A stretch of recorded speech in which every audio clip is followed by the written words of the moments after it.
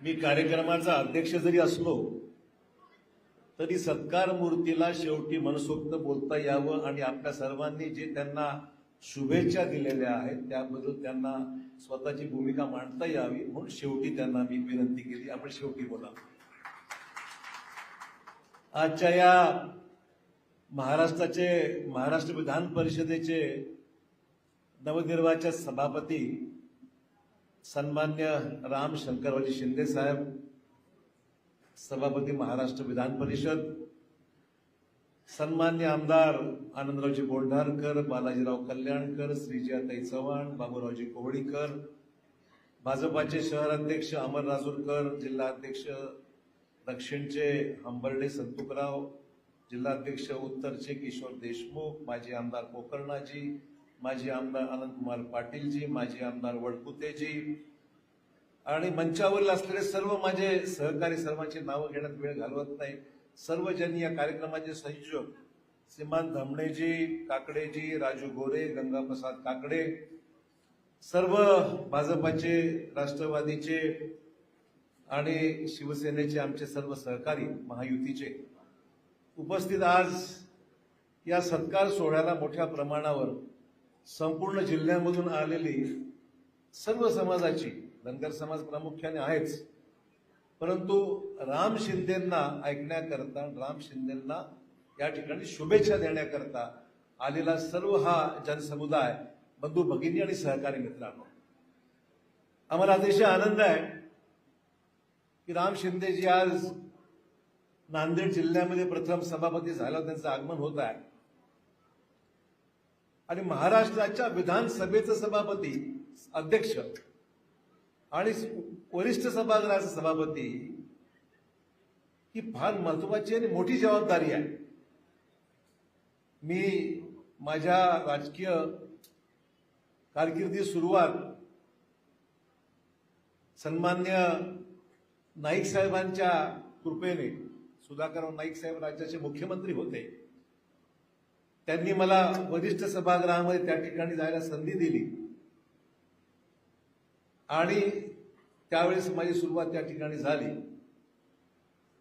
आणि मग सुरुवातीला लोकसभेवर गेलो, विधान परिषदेवर आलो, विधानसभेमध्ये अनेक वर्ष काम केलं आणि आज दिल्लीमधल्या वरिष्ठ सभागृहामध्ये मी एक सदस्य म्हणून काम करत आहे. परंतु मला हे आवर्जून सांगितलं पाहिजे की राम शिंदेची नियुक्ती नाही, त्यांची बिनविरोध निवड झालेली आहे, हे लक्षात ठेवू नका. विधान सगळ्या निवडणुका सोप्या आहेत, पण विधान परिषदेची निवडणूक सोपी नाहीये, हे अनुभवाने मी सांगतो. मी त्यांना मगाशीच सांगत होतो की कायद्यामध्ये बदल केला पाहिजे. राज्यसभेच्या निवडणुका जसं मतदान दाखवून करावं लागतं तसंच मतदान विधान परिषदेचं झालं पाहिजे.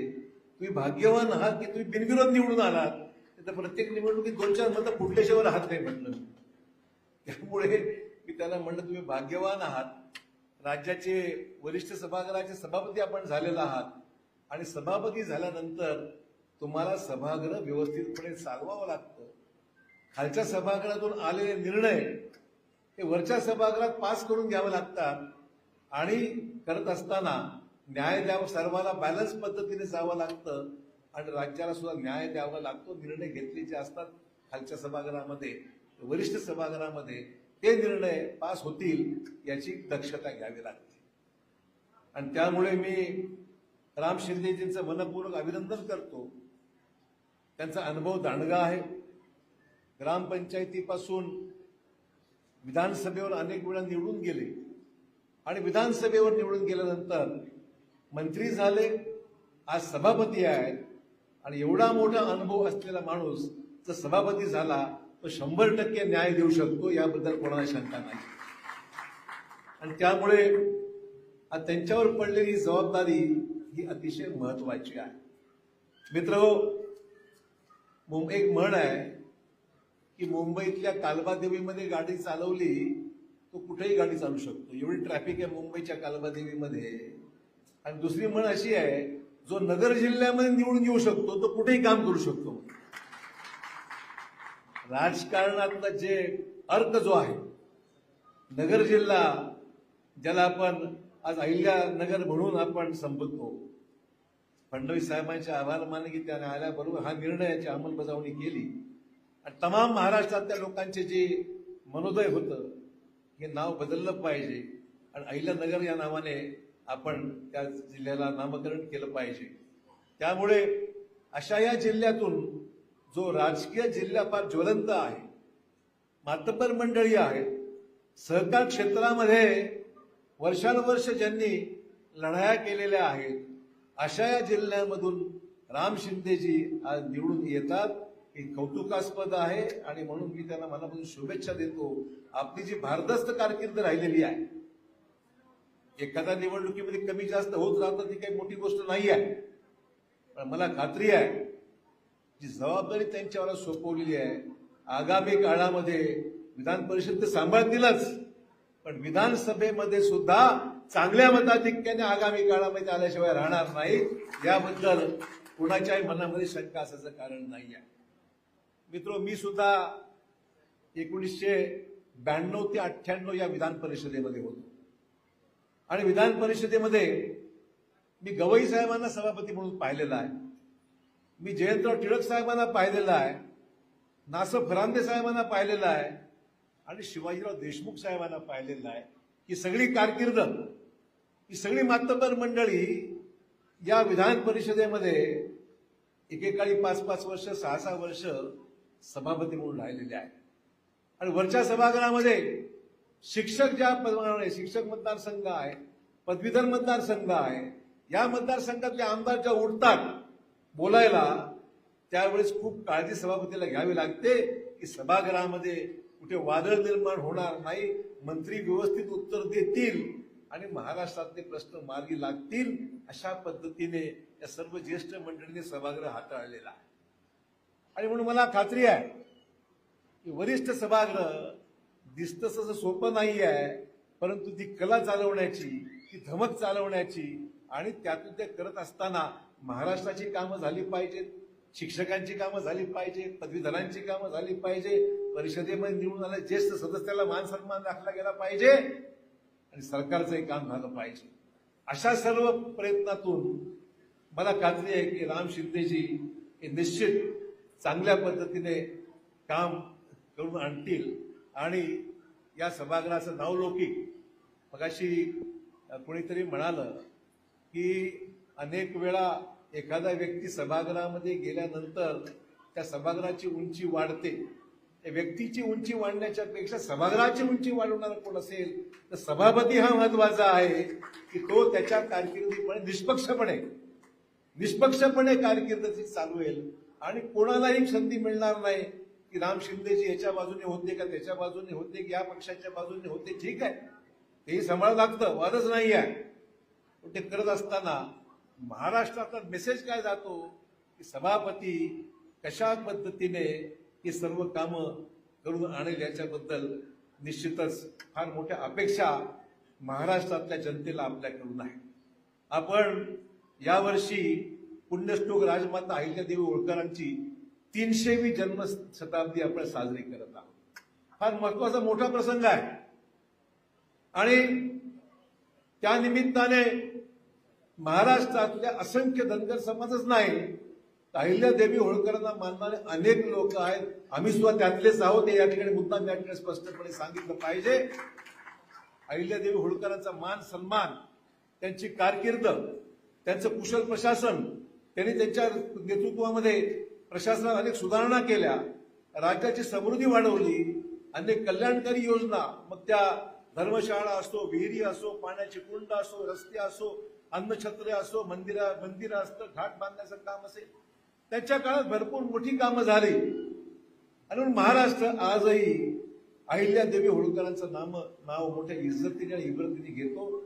आजही लोकांच्या मनामध्ये तीच भावना आहे की अहिल्यादेवी होळकरांचं उचित स्मारक या प्रसंगाला महाराष्ट्रामध्ये नीटपणे मान सन्मानाने आगामी काळामध्ये उभं राहावं आणि त्यातून महाराष्ट्रात नेहमी स्मरणात राहावं, अशा प्रकारचं चांगलं काम झालं पाहिजे. मगाशी अनंतकुमार पाटलांना मी ऐकलं. अनंतकुमार पाटलांची शैली आहे तशीच आहे, काय बदललेली नाही. अनंतकुमार पाटलांचे माझे फार जुने संबंध आहेत. शंकरराव चव्हाण साहेब असल्यापासून शंकरराव चव्हाण साहेबांना खांद्याला खांदा लावून जवळपास जवळ राहिलेला माणूस कोणी असेल तर तो अनंतकुमार पाटील हे मी नाकारत नाही. आणि त्यांनी हे सांगितलं की समाजातला माणूसच समाजाचं काम करू शकतो. अनंतरावजी, आपण आमच्यापेक्षा फार ज्येष्ठ आहात, आपल्याबद्दल आम्हाला खूप आदर आहे, पण त्या मताशी मी सहमत यासाठी नाही आहे की मराठ्यांनी फक्त मराठ्याचंच करावं, धनगरांनी फक्त धनगराचंच करावं, अजिबात नाही. अशोक चव्हाणांनी सुद्धा धनगराचं काम करावं अशी अपेक्षा आहे. की राज्य जेव्हा आपण सेक्युलर राज्य जेव्हा म्हणतो तर या राज्यामध्ये काम करणाऱ्या सर्वांनी सर्व समाजाला न्याय द्यायचं काम केलं पाहिजे. इतरांनी ओबीसींनी मराठ्याचं केलं पाहिजे, मराठ्यांनी धनगरांचं केलं पाहिजे, धनगरांनी एससीचं केलं पाहिजे. काय हरकत आहे? जर आपण सामाजिक समतेचा विचार करत असू तर उपेक्षित समाज कुठलाही असो त्या उपेक्षित समाजाला न्याय द्यायचं काम हे आपल्याकडून झालता आलं पाहिजे. आम्ही समाजाचे प्रतीक आहोत, मान्य आहे, पण समाजाच्या पलीकडे जाऊन सुद्धा उपेक्षितांना न्याय द्यायचं काम, गरिबाला न्याय द्यायचं काम, आणि सर्व समाजाला वाटलं पाहिजे की माझ्याबद्दल सुद्धा इतर समाजाची माणसं काहीतरी विचार मांडतात. बाबासाहेब आंबेडकर फक्त दलितांपुरते मर्यादित नाहीत, इतर समाज सुद्धा बाबासाहेबांच्या नावाने आज जे संविधान लिहिलं गेलेलं आहे ते संविधानाची इज्जत राखणारा हा सर्व समाज देशामध्ये आहे. आणि म्हणून बाबासाहेबांची जयंती एवढ्या मोठ्या करून केली जाते आहे. आज आपण पाहतोय की मोदी साहेबांनी तिसऱ्या वेळेच्या शपथ घेतली देशाचे पंतप्रधान म्हणून. सभागृहात जात असताना प्रथम सेंट्रल हॉलमध्ये गेले आणि संविधानासमोर नतमस्तक प्रथम झाले की मी तिसऱ्यांदा देशाचा पंतप्रधान होत आहे, पण या संविधानामध्ये ज्या गोष्टी अपेक्षित आहेत ते माझं हे सरकार, जे आमचं एनडीएचं सरकार दिल्लीमध्ये आहे, ते एनडीएचं सरकार बाबासाहेबांनी लिहिलेल्या संविधानाच्या सगळ्या गोष्टीला तंतोतंत पालन करेल, सन्मान करेल आणि सर्व समाजाला न्याय देईल. यामध्ये तीळ मात्र शंका असायचं कारण नाही. तर तेच मजबूतीने एकोप्याने काम करेल. आणि प्रत्येकाने जर आपापलं मर्यादित राहिलो तर मग देशातला एकोपा, एक संगता आणि आपण जो विचार सामाजिक समतेचा विचार जो करतो तो फक्त नावापुरती राहील आणि मग प्रत्येकाने आपल्या समाजापुरती बोलावं असं नाही. मित्र हो, आम्ही सुद्धा तुमच्या बरोबर आहोत हे मी याच्या मागे सांगण्याचा माझा प्रयत्न आहे. तुम्ही फक्त एकटेच नाही आहात, तुम्ही फक्त एकटे नाही आहात, तुमच्या बरोबर समाजातले इतर घटक सुद्धा तुमच्या बरोबर आहेत. हे त्याच्या मागची भूमिका आहे की मला मुद्दाम या ठिकाणी व्यक्त करायची आहे. त्यामुळे आपण सर्व एकत्र मिळून समाजाचे जे प्रश्न आहेत ते प्रश्न प्रलंबित आहेत, मान्य आहे. मला सांगा, कोणाचा विरोध आहे? धनगर समाजाला आरक्षण मिळू नये असं कोणाला वाटतं का? मराठा समाजाला आरक्षण मिळू नये असं कोणाला वाटतं का? मगाशी आमचे नवीन आमदार उभे राहिले, मी त्यांचा आदर करतो, दक्षिणमधून पहिल्यांदा निवडून आले ते, आणि त्यांनी सांगितलं प्रांजळपणे तुमच्या सगळ्या मागण्यांना आमचा पूर्ण पाठिंबा, आम्ही तुमच्या बरोबर आहोत, पूर्णपणे प्रयत्न करू. अतिशय प्रांजळपणे प्रामाणिकपणे ते बोलले. पण हेही मान्य केलं पाहिजे कुठेतरी काहीतरी अडतंय, कुठेतरी प्रश्न. मला पॉलिटिकल विल आहे की नाही? देवेंद्र फडणवीस साहेबांचं पॉलिटिकल विल आहे, राजकीय इच्छाशक्ती आहे, आणि मी तुम्हाला खात्री देऊ इच्छितो यातून कायदेशीर, आता अडलंय फक्त एवढंच आहे, कायदेशीररित्या, मग तो मराठा आरक्षणाचा विषय असो, कायदेशीररित्या हा जो धनगर समाज आरक्षणाचा विषय असतो, आपल्या सर्वांच्या वर तिकडे सुप्रीम कोर्ट बसतो. हा धडाधड निर्णय घेतलेले जे असतील ते सेट असाइड होत आहेत. ते म्हणतात की 50%च्या वर आरक्षण जाऊ शकत नाही. आम्ही बोलतो का? सुप्रीम कोर्ट बोलतोय. आमचं म्हणणं एवढंच आहे, या सगळ्या गोष्टीवर कायदेशीर मार्ग काढून समाजाला आरक्षण मिळालं पाहिजे आणि टिकणारं मिळालं पाहिजे, हे महत्वाचं आहे. आणि म्हणून मला मित्र एवढंच सांगायचं आहे, विरोध कोणाचा आहे का? काही प्रश्नच उद्भवत नाही ना. विरोध कोणाचा? प्रश्न मार्ग लावायचा असेल तर आज या देशामध्ये संविधानिक मार्गाने आपल्याला जावं लागणार आहे. आणि संविधानिक मार्गाने जात असताना आपल्याला कायदेशीर अडचणीवर मात करून पुढे जावं लागणार आहे, ही त्याची महत्वाची बाब आहे. आणि म्हणून याचं राजकारण करणारे जे विरोधक असतील त्यांनाही सांगितलं पाहिजे, बाबा हो, आपण हा विषय राजकारणाचा नाही आहे. कुठलाही सामाजिक आरक्षणाचा विषय हा राजकारणापुरती मर्यादित ठेवू नका. राजकारण होत राहते, 5 वर्षांनी निवडणुका येतात, होत राहतात, जात राहतात. ते निवडून यायचे निवडून येतात, पडायचे ते पडतात. परंतु शेवटी प्रश्न मार्गी लागण्याकरता आपल्याला राजकारणाच्या पलीकडे जाऊन समाजाला खऱ्या अर्थाने संविधानिक पद्धतीने आपल्याला मार्ग काढता आला पाहिजे. मित्र हो, ते मला या निमित्ताने आपल्याला मुद्दाम सांगायचं आहे. आज शिंदेसाहेब कर्जत जामखेड मतदारसंघातून निवडून येतात. अवघड मतदारसंघ आहे. मी मध्यंतरी जायचा योग आला मला. अर्थात त्यावेळेस मी दुसऱ्या पक्षात होतो.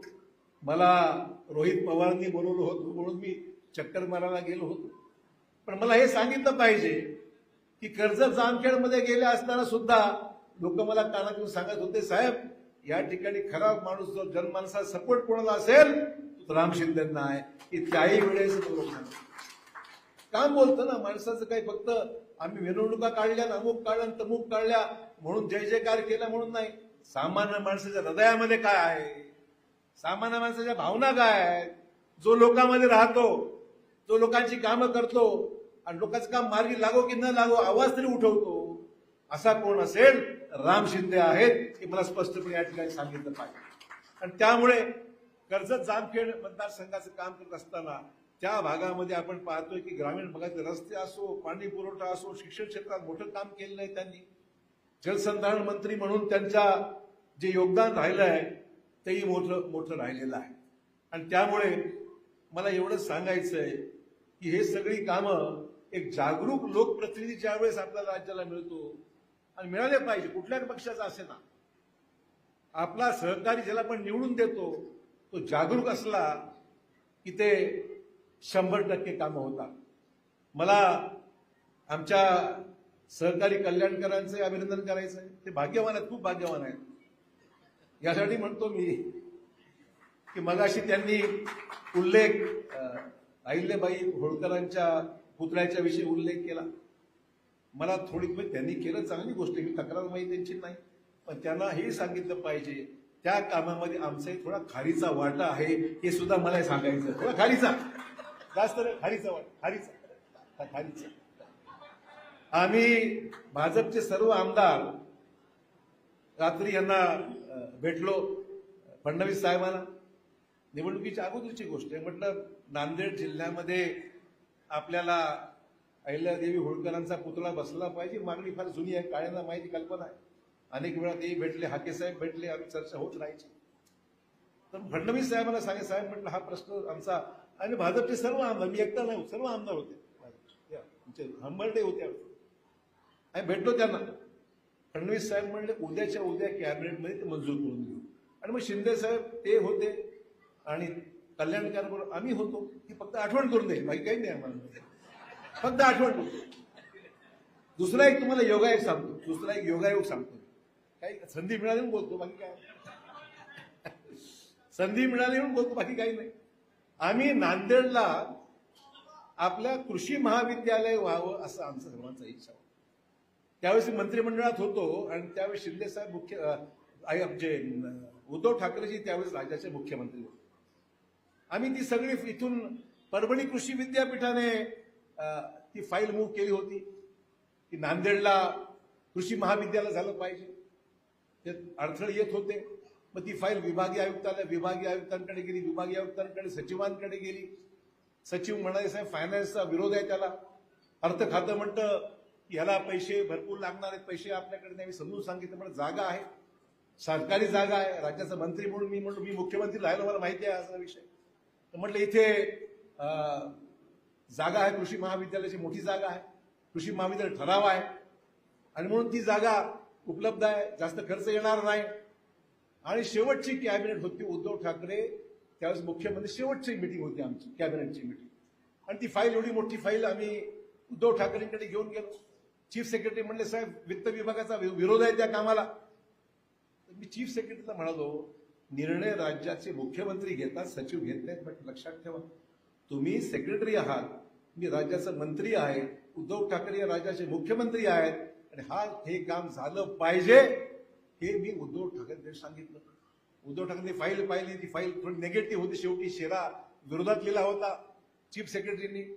मग मुख्यमंत्र्याच्या सहीसाठी ती फाईल तेवढी थांबली आणि शेवटची कॅबिनेट झाली, मंत्रिमंडळ गेलं. आता आमचं मंत्रिमंडळ गेलं आणि कल्याणकरांचं आलं. आता कल्याणकर म्हणजे मुख्यमंत्र्यांचे उजवे डावे. ऐका ऐका आणि ती फाईल त्यांनी घेतली, रेडीमेड फाईल, फक्त फाईल घेऊन गेले, सही घेऊन आले आणि मी आणलं म्हणले. आता ठीक आहे, आणलं. असा हा भाग्यवान माणूस आहे. काम माझं नाव त्याचं, असं होतं कधी कधी. हरकत नाही, हरकत काय हरकत. ही फक्त 2 उदाहरणं सांगितली, बाकी भरपूर आहेत, तर मी काही बोलत नाही. पण भाग्यवान म्हणतो मी. फक्त खुलासा यासाठी केला, कधी कधी राजकारण सहन करावं लागते. ठीक आहे, मला चला हरकत नाही, कधी तुझी सरशी माझी सरशी म्हणते, चला हरकत नाही. काम नांदेडचं झालं ना, हे महत्वाचं. काम नांदेडचं झालं हे महत्वाचं आहे. आणि म्हणून नांदेडला शासकीय कृषी महाविद्यालय ही फाईल जी सुरू झाली ती शेवट एकनाथ शिंदेंनी केली. कोणी का असेना, फाईलवर सही शेवटची राहिली होती, एकच सही राहिली होती. जरा आनंदाची गोष्ट आहे. कधी कधी घडतं असं, पण नांदेडचं चांगलं झालं. नांदेडच्या चांगल्या कामात मी विरोध कधीच केला नाही आणि करणार नाही, हे मला मुद्दाम जाहीरपणे सांगितलं. आणि त्यामुळे आज या सगळ्या गोष्टीचा निर्णय घेत असताना मला मुद्दाम या गोष्टीचा उल्लेख यासाठी केला की आपण मोठ्या मनाने कामं केली पाहिजे. राज्यामध्ये अनेक प्रसंग येतात, अनेक प्रसंग जातात, खूप गोष्टी होतात, कटुता येते, परंतु विकासाच्या कामामध्ये उदाहरण घेतलं पाहिजे. शिंदे साहेबांच्या पश्चिम महाराष्ट्रातलं उदाहरण घेतलं पाहिजे, उत्तर महाराष्ट्राचं घेतलं पाहिजे. हुशार मंडळी आहे, एवढी हुशार मंडळी आहे, एवढी भाडून घेतील, पण विकासाचं काम आलं की सर्व एकत्र होतील. एक ही गोष्ट आपण मराठवाड्यात लोकांनी शिकलं पाहिजे. मराठवाड्यात लोक शिकलं पाहिजे की विकासाच्या कामाच्या बाबतीत पश्चिम महाराष्ट्र असो की उत्तर महाराष्ट्र असो, ही मंडळी विकासाच्या कामात कधी भांडत नाही. आणि त्यामुळे जिल्ह्याचं चांगलं होत असेल तर चांगल्या कामाला आपण कधी विरोध करता कामा नये आणि त्यातून जिल्ह्याचं भलं झालं पाहिजे, महाराष्ट्राचं भलं झालं पाहिजे. मित्रहो, विष्णुपुरी प्रकल्प आज नसता तर नांदेड जिल्ह्याला रेल्वेने पाणी प्यायची वेळ आली असती. हे लक्षात ठेवा की आपल्या सर्वांची जी काही भाग्यरेखा जी लिहिल्या गेलेली आहे, शंकरराव चव्हाण साहेबांच्या त्यावेळेच्या निर्णय जे काही झाले, दूरदृष्टी निर्णय झाले, त्यांना अनेक वर्ष गेली, पण आजही पाणी जे मिळते आम्हाला ते पाणी कदाचित इतर जिल्ह्याला मिळालं नसतं. अशा प्रकारचे प्रसंग आपण सर्वांनी अनुभवलेले आहेत. आणि त्यामुळे अनंतकुमारजी, आम्ही आपलं स्वागत करतो. आपण एक परखड विचारवादी आहात, स्पष्ट वक्ते आहात.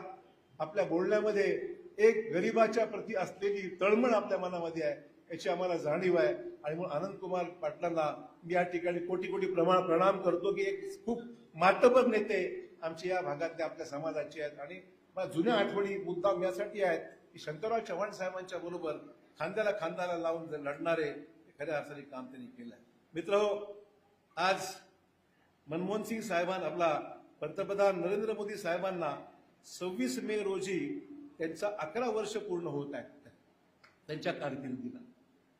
थेट तिसऱ्यांदा पंतप्रधान होत आहेत, पण त्यांच्या कारकिर्दीला 11 वर्ष ही पूर्ण होत आहे.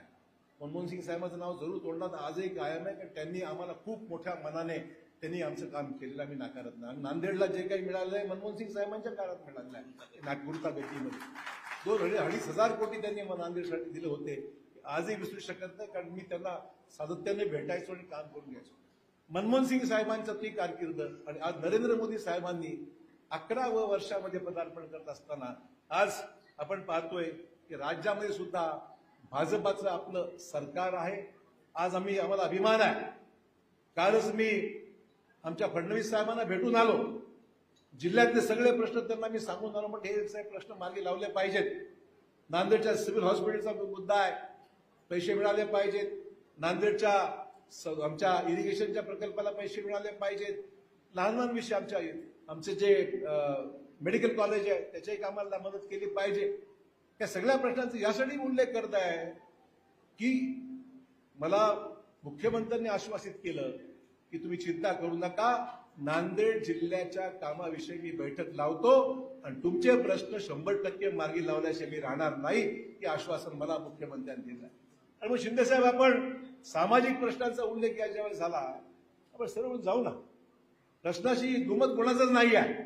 आपण जाऊ मुख्यमंत्र्यांकडे, आपण त्यांना समाजाच्या भावना ज्या आपण आहेत त्या आपण काय म्हणताय तेच बोललो मीच बोललो उल्लेख केला त्या सगळ्या गोष्टी हो आम्ही राम शिंदे साहेब आता एका महत्वाच्या पोझिशनवर आहेत राम शिंदेंनी जर सभागृहात आदेश दिला तर सरकारला ऐकावं लागतं विचार करा सरकारला सुद्धा सरकारला सुद्धा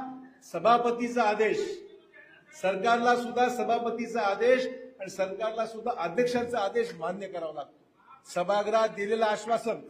सभागृहात दिलेलं आश्वासन हे सभापतीचं आश्वासन हे सरकारला बंधनकारक राहतं हे मला मुद्दाम सांगितलं पाहिजे आणि म्हणून ज्या पदावर शिंदे साहेब आहेत त्या पदावर सुद्धा मित्र फार महत्वाचा आहे आणि म्हणून त्याच्या माध्यमातून मित्र आपल्याला हे सगळं काम करण्याकरता आपल्याला खूप त्याचा उपयोग होणार आहे आणि म्हणून एक फार मोठा उंचीचा माणूस शिंदे साहेबांच्या माध्यमातून एक उंचीचा माणूस आज आपल्याला लाभलेला आहे एक संविधानिक जबाबदारी त्यांच्यावर आहे एक कॉन्स्टिट्युशनल पोस्ट आहे ती संविधानिक जिम्मेदारीच्या व्यक्तीला आहे त्याला खूप विचारपूर्वक निर्णय घ्यावे लागतात आणि मला खात्री आहे त्यांचा जो प्रदीर्घ अनुभव आहे त्या अनुभवातून निश्चित हे सगळे प्रश्न मार्गी लावण्याकरता त्यांना आपल्याला त्याचा उपयोग करून घेता येईल आणि केवळ मी त्यांना नगरपूर्तीमध्ये नगरपूर्ती त्यांना मर्यादित करणार नाही मी त्यांना महाराष्ट्रातले तमाम प्रश्न आणि त्याचबरोबर मागासलेल्या मराठवाड्याचे तमाम प्रश्न सोडवण्याकरता त्यांची मदत आपल्याला घ्यायची आहे हे सुद्धा मला या ठिकाणी जाहीरपणे सांगायचं आहे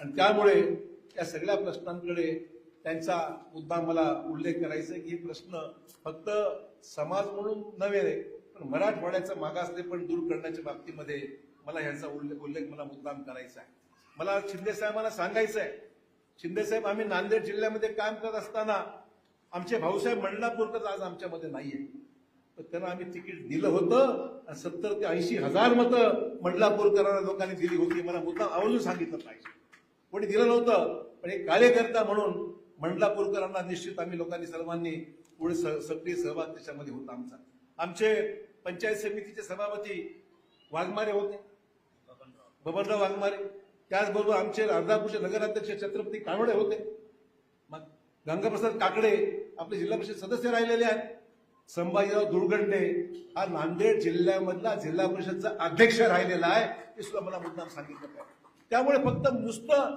शाब्दिक हवा घालण्याचा विषय नाहीये प्रत्यक्ष कृतीमध्ये आणण्याचं काम मागेही केलं आणि पुढे सुद्धा आम्ही करत राहू हे मला या ठिकाणी मुद्दाम सांगितलं पाहिजे या ठिकाणी फार मोठी साथ जसं आज आमच्या फडणवीस साहेबांनी राम शिंदेंना ही संधी देऊन एक कर्तृत्ववान माणसाला वरिष्ठ सभागृहात बसवलं तर मला खात्री आहे आगामी काळामध्ये महाराष्ट्रामधल्या तमाम धनगर समाजाला मदत करण्याची भूमिका सन्मानाच्या जागा म्हणून लोकप्रतिनिधी होण्याचं संधी देण्याचं काम आम्ही सर्वजण हातभार लावू आणि त्याच्यामधून महाराष्ट्राचं फक्त एकाच व्यक्तीला बसवून का होत नसतं त्या व्यक्तीच्या माध्यमातून महाराष्ट्राचं हित साधता आलं पाहिजे महाराष्ट्राच्या तमाम गरीब लोकांचं हित साधता आलं पाहिजे आणि समाजाचे प्रश्न आपल्याला सोडवता आले पाहिजेत ही त्याच्या मागची प्रांजळ भावना आहे मित्र एवढंच मला या ठिकाणी सांगायचं आहे पुनश्च एकदा राम शिंदे साहेबांना मनपूर्वक या ठिकाणी शुभेच्छा देतो आणि त्यांच्या माध्यमातून आम्ही त्यांना सहकार्य करू आणि तमाम समाजाच्या अपेक्षा आहेत त्या अपेक्षा विकासात्मक कामाच्या बाबतीमध्ये परिपूर्ण करण्याकरता त्यांना हातभार लावू एवढी या ठिकाणी ग्वाही देतो आपली रजा घेतो जय हिंद जय महाराष्ट्र जय मल्हार